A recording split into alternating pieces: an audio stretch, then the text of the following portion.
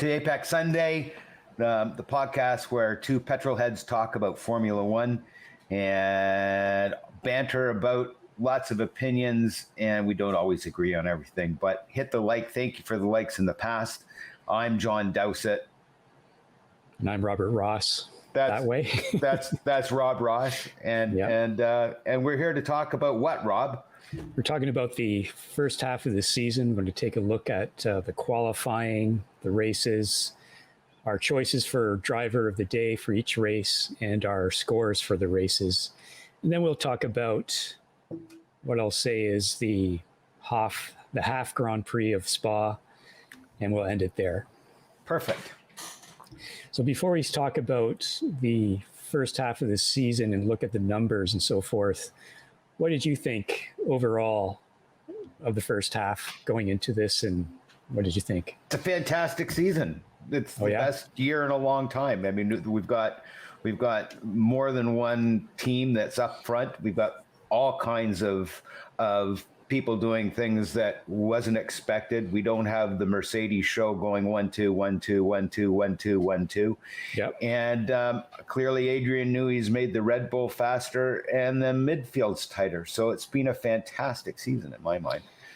Yeah, and Honda. Well, I'd say it's been better than I expected because, as you know, I've not been expecting much from F1 recently. But it's nice to see Honda and Red Bull compete with Mercedes. They did in the past, but never for the championship. But this time, it's a championship battle. I'd say that Williams has surprised me a little bit. Not necessarily their qualifying, but getting up into the points. Some may say by unusual circumstances, but doesn't matter. They did it. So that's pretty cool. And Alpine has been a bit of a surprise. Again, qualifying not that great, but some good results in the races. So let's start with qualifying, and we'll start with the Mercedes team because we're going from who's ever in the lead halfway through the season. So if we take a look at Lewis's qualifying, we're going to see a lot of success. Only once he's in 7th place, and that was in Monaco, which is probably the worst place he could qualify in Monaco, but consistently on the front row, and then a couple of times just off of it. What did you think of Lewis's qualifying? He's dead reliable, isn't he? Yes, he is, and 4 pole positions as well. He's got it sorted, and he's managed to keep his head about him, even though he doesn't have the fastest car. Right. So let's take a look at Valtteri in contrast. Wow. So 1 pole position instead of 4, a low of 10, which is lower than Lewis's 7th. But he's consistently on the 2nd row. He's got a lot of 3rd places in qualifying. But, that's not the kind of qualifying that you would expect from a Mercedes. Even if he's behind Lewis, just 1 pole position isn't cutting it. The biggest thing that stands out to me with that is it isn't as consistent. The gaps are huge. That's right. Yeah, that's a huge difference between his top performances and the not so top performances. And what is that? Is that mental? Is that upgrades that he's not getting, or they're testing things with his car? I don't know, but that's not very impressive to me. Yeah, that lack of consistency. That's why he's behind Lewis all these years, and probably why he's lost his ride at Mercedes as well. So there you go. So let's move on to Red Bull, and we'll look at Max Verstappen first. And we can see that Max has done superbly in qualifying. 4 pole positions, a low of 3rd place. So he's been on the front 2 rows the entire first half of the season. So wow. What else can you say, right? That's what you expect from a guy like Max Verstappen. And Adrian Newey. And Adrian. And Honda. We have to say Honda, even though it's their last year. Yes. So let's take a look at Perez, who they brought in to support Max, I would say. And we can see that he has no pole positions, and he's been on the front row once. On the 2nd row twice, four times. And then other than that, in the top 10, except for that 11th in Bahrain. So he makes it a challenge for himself to make up positions in the races compared to Max. But great improvement, great improvement. Yeah, you see some consistency from France onward, don't you? Yes, and a nice climb up. So he's figuring out the car clearly. That's his climb, and now he's comfortable with the car. And as we've seen, he's pushing it to the limit and driving it off the track because now he's gone to the other end of it. Right. But it's his first year in the Red Bull, and we've seen others struggle in that, and he's done better than the others so far. I mean, he is a very experienced driver as well. So next up, we're going to go to McLaren and Lando Norris. So we can see that he's been in the top 10 the entire first half of the season. He's got a high of second in Austria. And, he's very consistent. So that's why he's got such good results this year. Any thoughts on Lando? Belongs in the fastest car. He does for sure. Brilliant driving. Let's take a look at his teammate, Daniel Ricciardo. And we can see a lack of consistency here in contrast to Lando. Started out well, then a lot of dips. He's been up and down throughout the entire season, and he's had a struggling getting to that car, hasn't he? I think it's a confidence thing.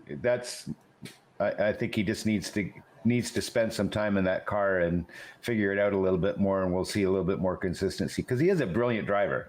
And he's always been a great qualifier as well. Right. So, all right, let's move on to Ferrari, and we'll start with Carlos Sainz. And again, fairly consistent, although at the second half of the, from basically France onward, experienced a bit of a plunge there. So, a high of 4, a low of 15. He says he's not comfortable with the car yet. What are your thoughts on Carlos? He needs time. Yeah, just like Daniel, right? Just like Daniel. Give him till year 2, let him sort it out. And it's more than just the car. It's coming to grips with the team and the culture of the team and all of that as well. Yeah, absolutely. So let's contrast him with his teammate, Charles Leclerc. And we see he has 2 pole positions, a low of 12, so that's not too bad. And, relatively in the top 10 for the most part. And that's what you'd expect. He's got experience with the team, and he's a great driver. So Carlos has put himself up against a really good driver.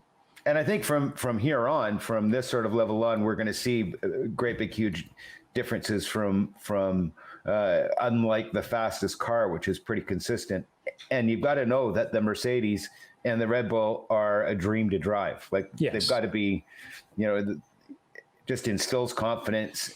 They know what they're going to do, and they can drive it quickly right off the bat, whereas the rest of the teams have to worry about setup a little bit more, I think. Yeah, and that's why as we go down the field for the lower qualifiers, because they have not as good cars and so forth, you're going to see some more inconsistency. So let's move on to Alpine and Ocon. So we see him basically all over the place, don't we? Yeah. A few finishes in the top 10, qualifying in the top 10, then all over the place. So we saw that he started out fairly, the first 2, not that great. Then he went up, went down, went really down, went up again. Let's take a look at Fernando in contrast.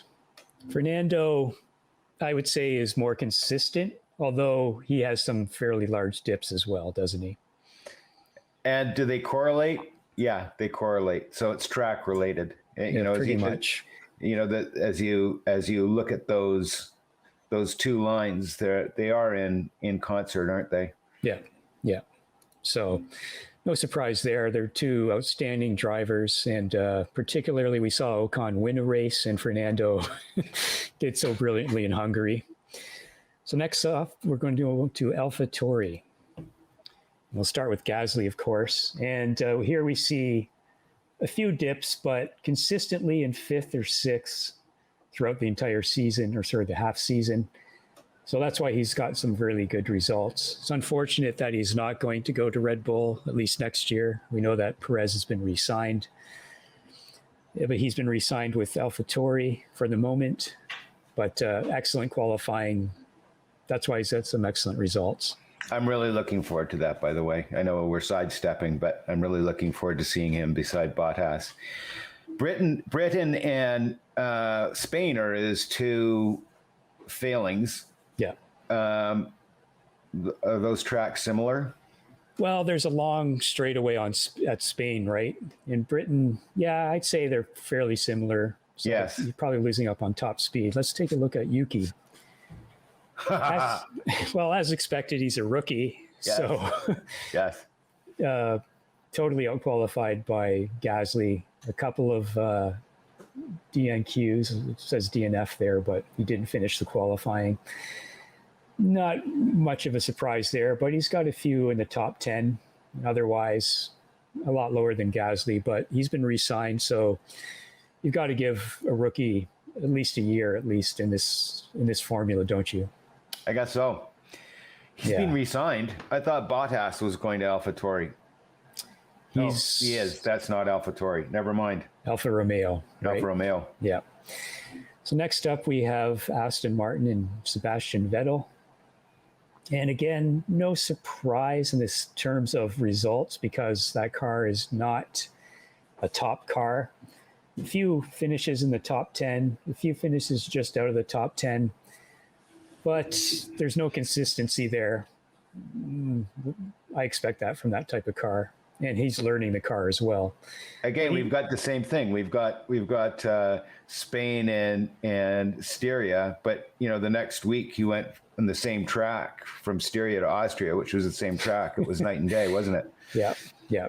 And then let's take a look at Lance. Again, pretty inconsistent.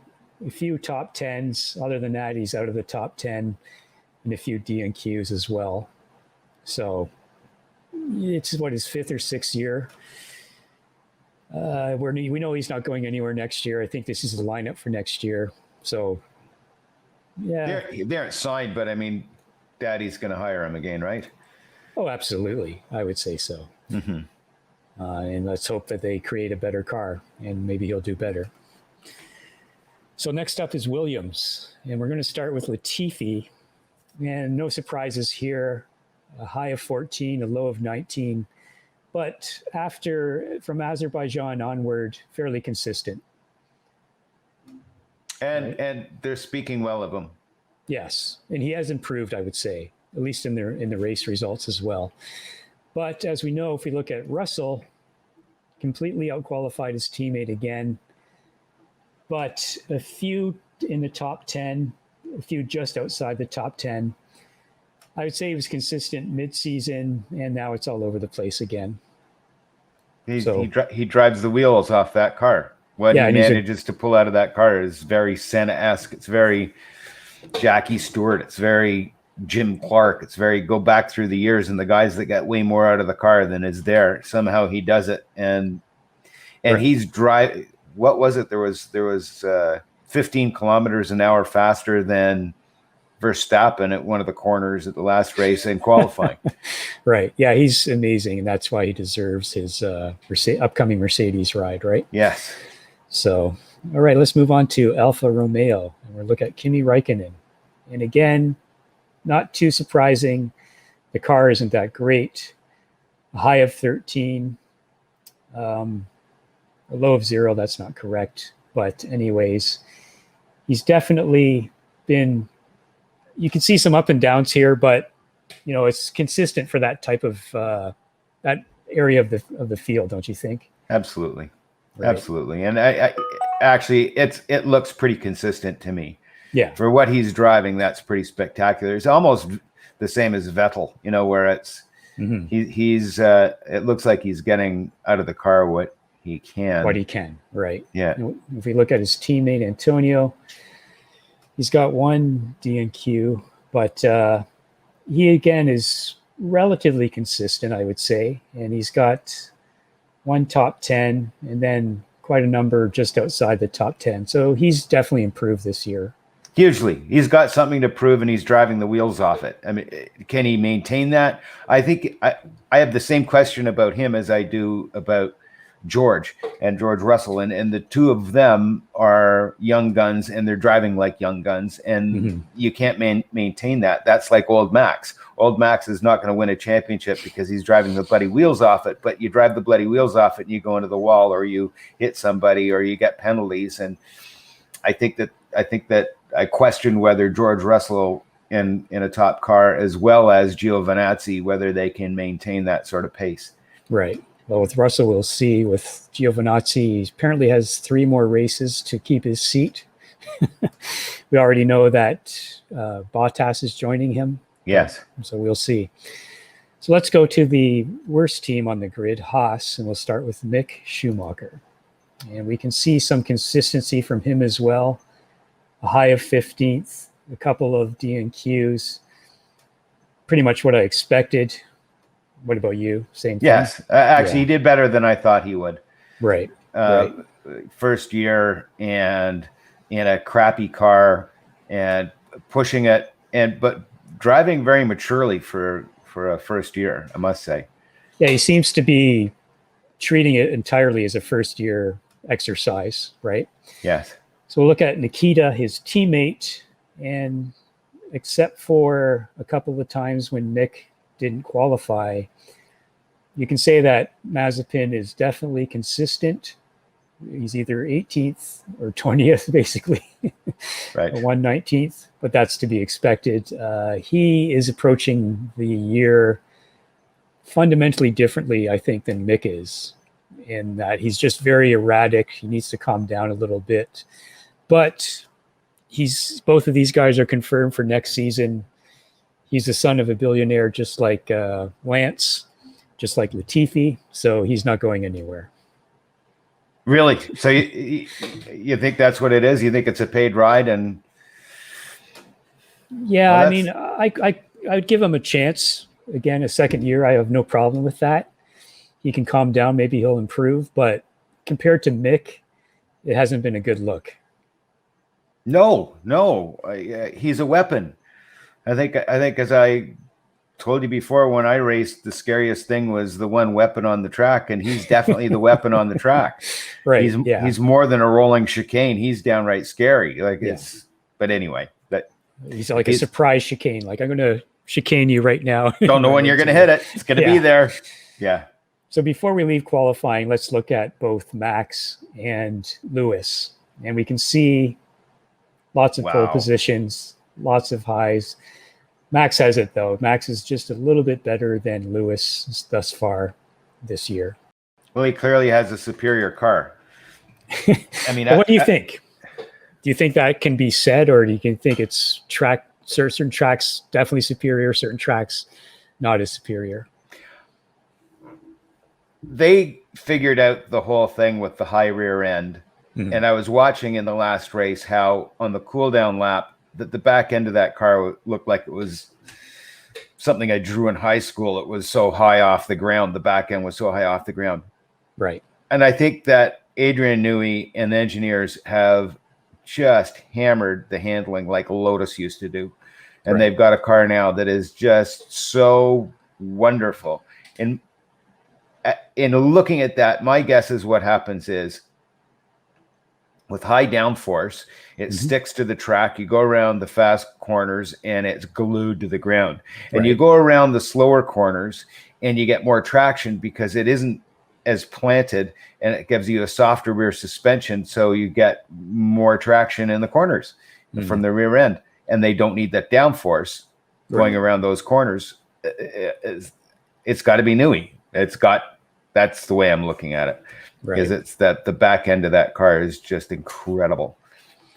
And the engine's more competitive too, I would say. It's always hard to know exactly what a difference the engine makes, because you look at AlphaTauri and Gasly's doing well. You look at the other Mercedes teams and they're all way behind Mercedes, right? Yes. So chassis and setup and all that is definitely the largest factor. But Honda's done a great job this year. And they just drive away. Like the Red Bulls just drive away. Yeah. All right, let's move on to the races. And we'll start with Lewis and look at his race record. And we can see he's got 4 wins, a low of 15, no DNFs. So pretty consistent, only outside the points once. The 7th in Monaco, that didn't do him too well. But most of the time he's on the podium. So that's why at the half point of the season, he was leading the championship just barely. And that's no surprise to anyone. Correct? It is a surprise to me. It has elevated Lewis even higher in my mind with those kind of results. Oh, really? Sure. You know, when he's getting beaten by a faster car, which which has happened, that's really demoralizing. And to try and keep your wits about you and stay positive and not let that affect you, right, is a major feat, and could very well be one of the reasons why Bottas is where Bottas is because he isn't coping with it as well, I don't think. Right. Well, speaking of Bottas, if we look at his results, no wins, 3 DNFs, not that many podiums either, right? I mean, he's got about 6 podiums, but, you know, you see the lines, he's all over the place. Which comes back to what I was saying. You just give up. It's, you know, the guys are driving away from me. There's also a little bit of teamwork in there. You know, there were a couple races in the first half where he was sort of given the orders to back up everybody else. And yeah, he's definitely in support of Lewis. Yes. Right. So let's move on to Max. And as expected, he's got 5 wins, 2 DNFs, 1 in Azerbaijan. We saw that towards the end of the race. And that's the one that Sergio won. And then, of course, the controversial DNF in England. Controversial to some. To me, it's a racing incident. And in Hungary, that first lap incident with Bottas, which put him back in 9th. Now, if we look at his teammate Perez, fairly inconsistent. He's got the 1 win in Azerbaijan when Max was out. A lot less points, but fairly often in at least the top 10 and fairly often in the top 5. So very, very, very impressive for a first year in a car. In a Red Bull, exactly. Yeah. So he's doing what they needed him to do, and that's probably why he's been signed for next year, right? Mm-hmm. All right, so McLaren next, and Lando Norris. And we can see superb results from him. 1 DNF, but so consistent, always in the top 10, except for that 1 DNF. And that's why he's been up in 3rd or 4th in the championship in a car that's way, way slower than the top 4 cars, at least in most races.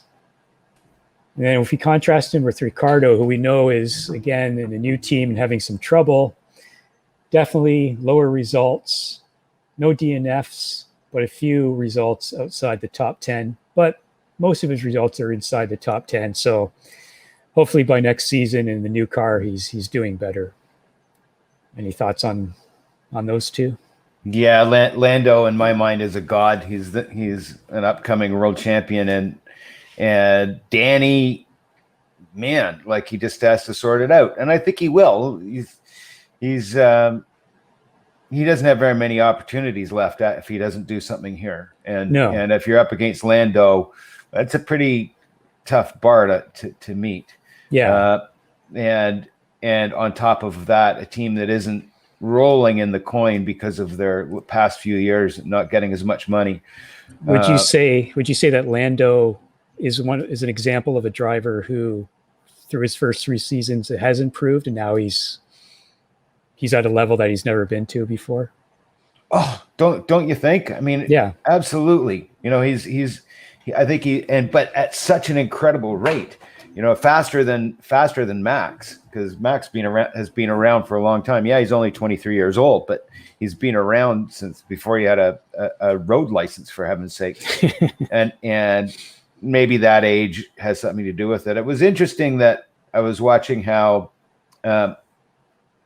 our man, our Canadian lad, Lance, beat both of those top guys, George and and Lando in lower classes. So F3. Yeah, so it'd be interesting to see what happens with those guys too. I mean, do you think that he's got anything in him? With Lance? Yeah. Hard to say. He's not terrible, but he hasn't shown to be great yet either. Whereas Lando and Russell, they've had moments of, wow, that's incredible. Yes. Right? Yes. So we'll see. All right, let's move on to Carlos Sainz at Ferrari. And we can see relatively consistent through the first half of the season up until France. Then he takes a dip. But again, he's adapting to a new team as well. And if we look at Charles. Wow. Right? He's not, It's not a new team. He's got consistent results in the top 10 as well.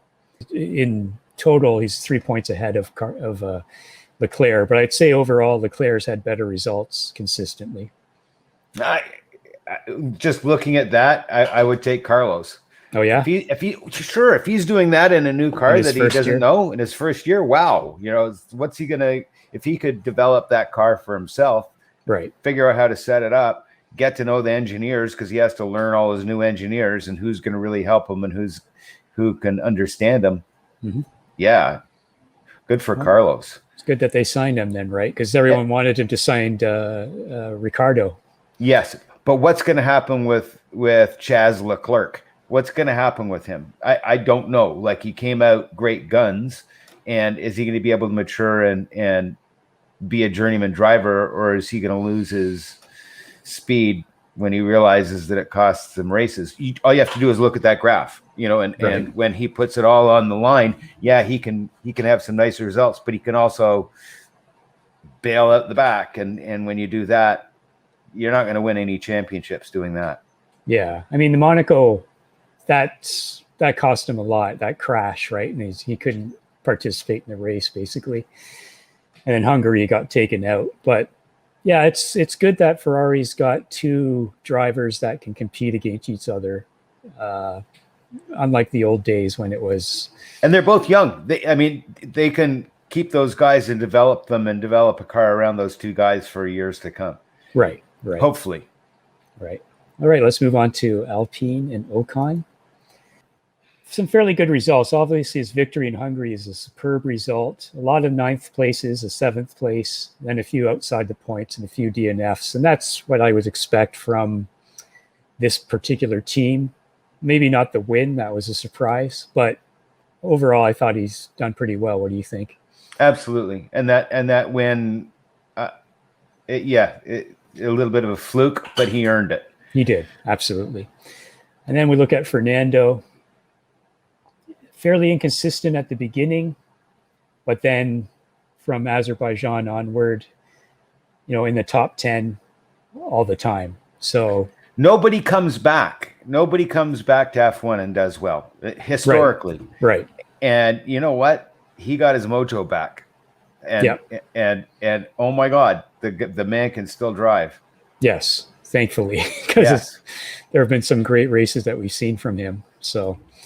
And speaking of another standout driver, we're going to move on to AlphaTauri and Pierre Gasly. So again, a lot of results in the top 10.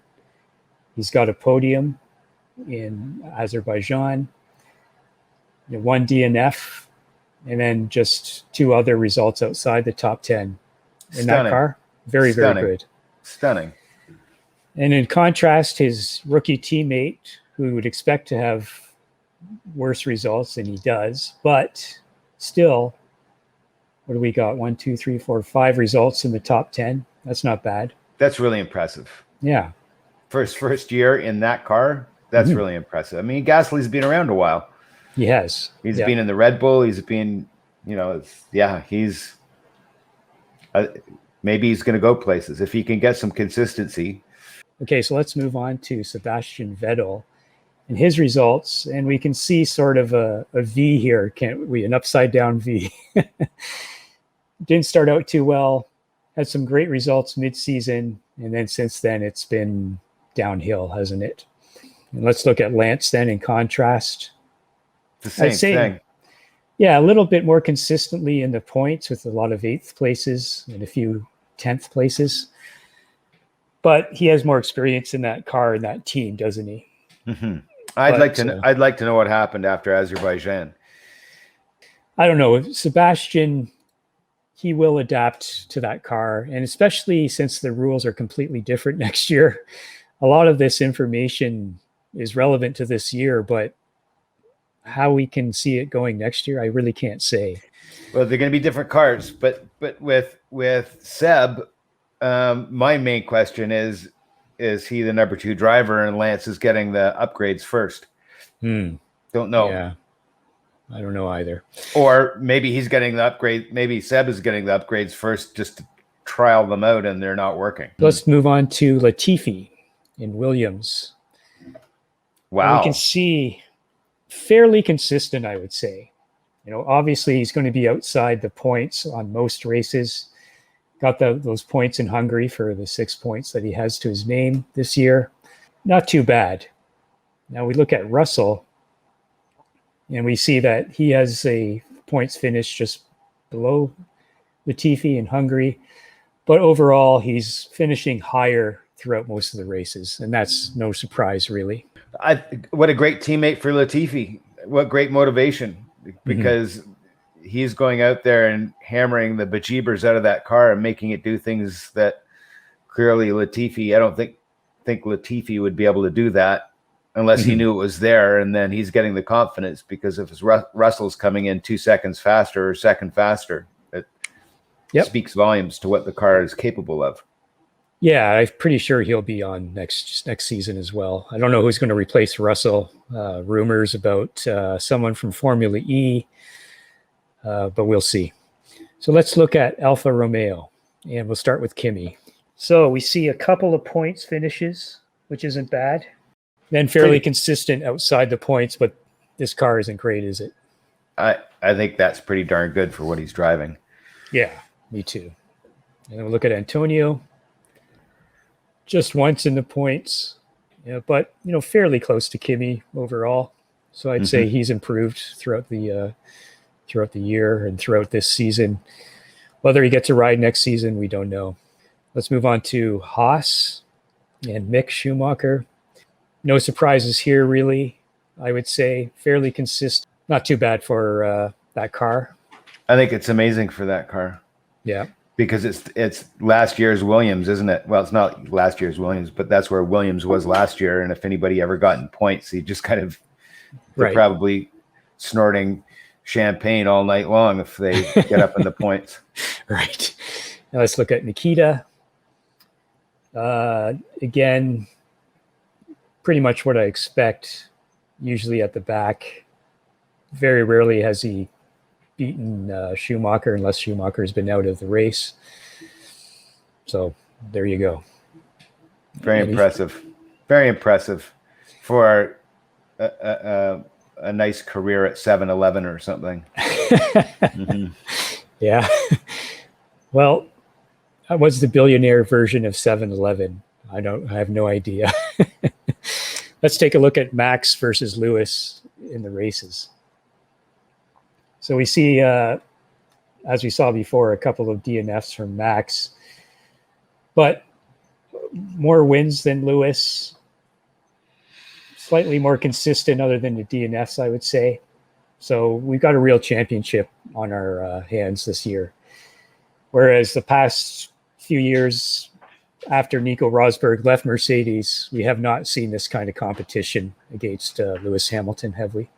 No, and more importantly, we haven't seen two teams. We've seen the Lewis and Valtteri show for 7 years. Yep, exactly. And didn't matter whether it was their track or not, their car was consistently fastest on every track. And now I think we're seeing a little bit of difference, but it's more in the back marker teams where some teams are suited for the high downforce and some aren't. That might, coming back to Danny, that might be another thing with Danny, because his key to success was running low downforce, right? Because he's got such great feel for the car for late braking, and I don't think he has the confidence to do it in this car. I think once he gets it set up properly and he can do that, if they can do that with the car, I would have expected to see him ahead of Lando. And that speaks volumes about Lando, I think. Yeah, I think Danny, it's hard to say like what's going to happen. Are they just going to write off this year because the car's different? Like, it'll be interesting to see the constructor, the way that McLaren creates their cars. Will that go over into the new car? Because the suspension's totally different, because the wheels are totally different. It just seems it's going to be a mystery to see if that happens. It's going to be a whole new series. Formula, basically, yeah. But it's going to be a whole new series. It could be anybody at the front. The only person I'm really confident about in all of it is Adrian Newey. And does he still have it? Clearly he does, if he's able to do what he's been doing with that car. And they've managed to keep him there. He wanted to leave years ago, and somehow they've kept him there, and he keeps on developing and coming up with crazy ideas that work. Right.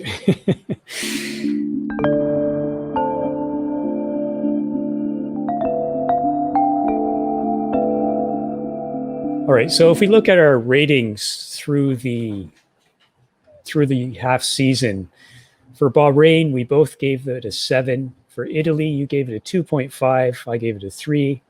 For Portugal, again, you gave it a 2.5. I gave it a 5. For Spain, we both gave it 8. For Monaco, we both gave 1. For Azerbaijan, you did a 3. I did a 4. For France, both 7s. For Styria, you did an 8. I did a 6. For Austria, -4 and -10. From you did the -4, I did the -10. For Britain, you gave it a 12. I gave it a 7. For Hungary, you gave it a 10. I gave it an 8. So that averages out for you. You're averaging a rating of 5. So right down the middle. I'm averaging 4. Having said that, the Austrian Grand Prix has distorted that because of the nonsense with the going wide and getting penalties. So I'd say we're in the 6 or 7 range, which is basically what we agreed upon when we first started this. It's a surprise season so far.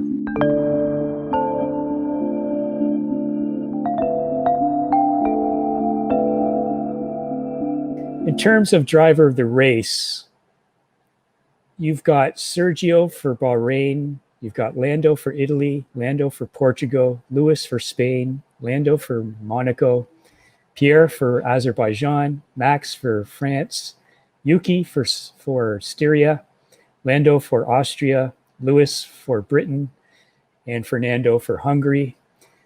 So that puts Lando Norris at 36% of your entire selected drivers. For me, I've got Lando for Bahrain, Italy, Portugal. I've got Lewis for Spain. I've got Lando again for Monaco. I've got Sebastian for Azerbaijan. I've got Carlos for France. I've got Lando for Styria and Austria. I've got Leclerc for Britain and Fernando for Hungary.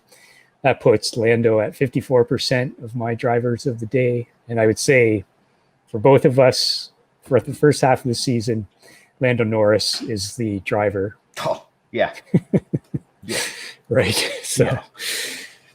Mind you, I'm surprised that Alonso is as low as he is, that I only picked him in one race. And maybe it's because he's so far back that, they aren't showing him a lot and we aren't seeing what he's actually doing. Because he's a joy to watch. I would say that the most recent few races is where he started to really excel as well. Yes. And stand out. So yes. Yeah, I would say Alonso deserves, second of the drivers of the days that we selected, even though he's not even selected twice, but he deserves that, I would say. All right. So that's the half season. Not too bad. Pretty happy with it. And I'm really looking forward to next season. I'm really happy with Lando, Pierre, Russell. Those 3 drivers are really standing out to me. I'm just totally chuffed that we have a championship that is not entirely predictable. Right. And I have to, I have to say that in the past, it's, is it with the Valtteri Lewis show, it's who's going to win, and hopefully they have good coverage so we can watch some dicing in the back. But now we have the dicing in the back with the teams closer together, and on top of that, we actually have something where, you know what, it's really up in the air. Lewis could pull this out of the bag. Max could destroy him. God knows what's going to happen. It's wonderful. It is. Yeah, absolutely. All right. So that's our half season review. And let's squeeze in the Spa Grand Prix that wasn't, because it wasn't. So it doesn't really deserve its own podcast. We saw qualifying basically, and that was pretty spectacular, wasn't it? It was great. I loved the qualifying. Qualifying was wonderful. And I was so excited about the race. I love racing in the rain, and I love watching racing in the rain, and we didn't get it. Yeah, I mean, obviously the outstanding thing in qualifying was George Russell again, getting on the front row. Just astounding. I know it was wet and everything, but still to do that in that car. Yes. I just couldn't believe it, Yeah. So, and then I guess the only thing to talk about, well, there's two things, did they start Q3 without, did they start it too soon? Should they have went out on the circuit and looked at how bad the rain was? Or to me, it's sort of, it's kind of easy to point the finger at Lando's crash and say, well, look, it was too wet, because that corner and that kind of crash happens in the dry and the wet. But Sebastian did say it's too wet, we're aquaplaning and so forth. So I don't know. I'm not sure. What do you think? Well, I'm in the camp of Sir Sterling Moss, which is, I think that the race should have gone on in the aquaplaning. Deal with it. That's what it's about.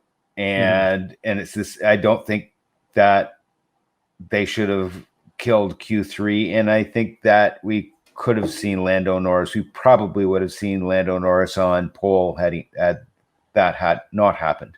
Right. And if he'd gone out with a little bit more time and had a chance to do another recon lap before he went full chat. Right. Because he went full chat too soon. That's a rookie mistake.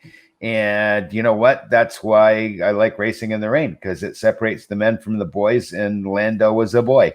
Mm-hmm. Yeah. And quite frankly, I think Seb's being a little old lady, and he's, saying, it's too wet. I can't drive in the rain. Well, you know what? Been doing it for decades. Deal with it. Yeah, you're going to be slower.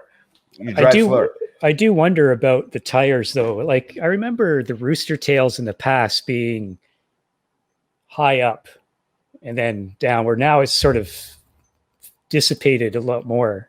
Or is that just my defective memory or something? No, I think you're right to a certain degree. But when you're driving in that, even with those Rooster Tails in the olden days, the end result is very, very similar. Right. And I don't think it's the tires. I think it's the aerodynamics. The cars are so developed aerodynamically. I think that's why it's creating the fog behind them. Well, that's the thing with Eau Rouge, right? You didn't used to be able to take that without lifting. Right. But now you can. Right. Remember Jacques Villeneuve trying it flat and wiping out years ago, right? So, and I remember, I can't remember which circuit it was at, but years ago they put in a temporary chicane to slow people down. I don't know if that was an option, but what do you think of them? You can't. Well, especially at Spa, but what do you think of them actually having a 2-lap safety car race, and awarding points? No. And so they don't have to refund all the ticket buyers, and also it's handing out dollars because now they're points. It's utter and complete travesty in my mind. Who got the points? Look who got the points. Do you think that would have happened if there was a race? No, no, not a chance. No. It's such a great circuit, and in the rain, it would have been a spectacular race. Probably would have been the best race we'd seen this year. My favorite circuit. Yeah. I mean, so it's got everything. Huge undulations, huge high speed, need big testicles corners. And I don't care what anybody says about Eau Rouge. It takes major talent still to drive that corner flat out. Even though the cars can do it now, it takes major talent to do that. You come over the top of that crest flat out, and you know what? The car gets light. Yeah. And you're driving full chat with your foot planted. Oh my God, those guys are gods.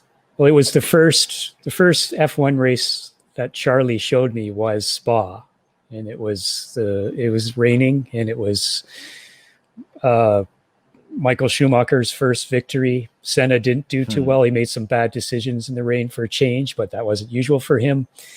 And I remember Michael spinning on wets and then seeing Martin Brundle in front of him after that, looking at his rear tires and saying, I need to be on dries now. He went in, switched, and won the race. And just seeing the cars through Eau Rouge, that caught my attention to Formula One. And I started watching ever since then. And that kind of spectacle is usually what gets me started in a sport. It happened to me. I don't watch basketball anymore, but the first time I saw Michael Jordan take over a game, what is this? Like, wow, this is amazing. And then for MotoGP, just the onboards and seeing them race so close together, it's like, I've got to watch this. So, well, both you and I have been to Grand Prix. We've been to multiple Grand Prix, but I've never been to Spa.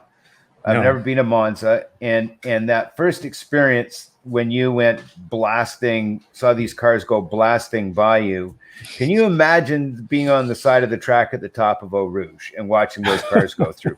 Like it's, you have no concept until you see it live. And if you were to see that live, it would blow anybody's brain to see those guys do that. Yeah, absolutely. They're fighter pilots. Yeah, and it interests me too, because Michael, when I saw him race in Canada the second time, he was driving completely different than the first time. The first time he was very smooth and structured. The second time he was just chaotic, but he got it done. So some drivers can do that, can't they? They can adapt to their car and get what they need out of it, and adapt to the track too. Yeah, right. Exactly. So, but my only idea was, they have repeat races at certain circuits. Spa is usually busy, but it would be nice if they don't go to the States, because frankly, Texas is a nightmare right now in terms of COVID. In MotoGP, they're talking about probably not going there. I haven't heard it in F1 yet. It's not been confirmed for either. But if they do have to drop that race, it'd be wonderful if they could reschedule Spa, but I don't think it's going to happen. Be wonderful. I don't think it's going to happen, though. So no. And what's the weather going to be like at that time of year?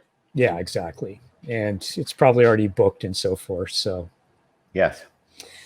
So there's Spa, a complete travesty, a waste of everybody that I talked to that watched the race. All kinds of people are saying, you know what, that's 4 hours I'll never get back. Right. And if you're anything like me, I don't want to know what the results are. I don't want to look at social media. I don't want any of that stuff. I want it all as I see it. And Here I am watching 4 hours of television to watch 2 laps behind a goddamn pace car, and them actually having a podium and calling it a race and giving points. Is just, why? I don't get it. It's a farce, basically, right? It's kind of like America. Thank you, Liberty Media. Thank you, Liberty Media. Yeah, there you go. So that's the half season gone. That's the race that wasn't. Yep. And what's we'll up talk next? About the Dutch Grand Prix, of course, at Zandvoort. Yes. An old school circuit. Yes. Yes. So we'll talk about that in the next podcast. And, wonderful. Thanks, John. Thank you. Talk to you later. Bye-bye. Bye.